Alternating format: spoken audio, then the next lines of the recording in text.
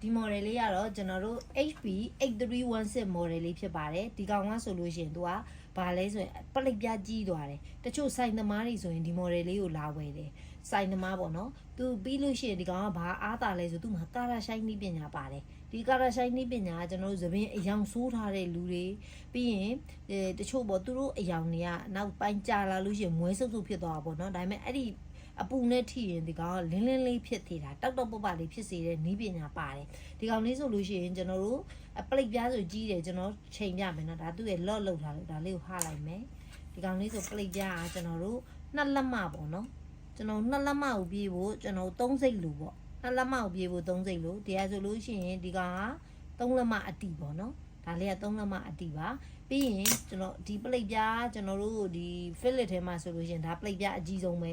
အဲ့ကောင်လေးပြီးရင်သူ ion နစ်ပါတယ် ion နစ်ပါတယ်ဟိုအေးတဲ့ electron လေးတွေထုတ်ပေးတာပေါ့နော်ကျွန်တော်သပင်းနှစ်ခွားဖြစ်တာတို့သပင်းပျက်စီးတာတို့လုံးဝမရှိဘူးဒါကိုအပူ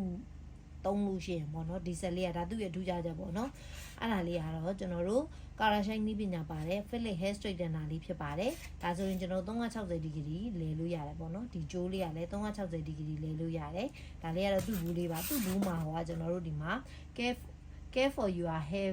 နော်ဒါလေးတွေ keratin နည်းပညာပြီးရင် shine and condition ionic care ဒါလေးတွေပါပါတယ် easy for long hair ဆိုတာဒါလုံးဝသပင်တော်တော်ရှည်တဲ့လူတွေတွေ့ထိပါရတယ်အဲ့ဒါတချို့ size နှမိုင်းတွေသုံးမယ်ဆိုလဲဒီဆက်လေးရပါတယ်ဒီ model နံပါတ်လေးက HP 8316 model လေးဖြစ်ပါတယ်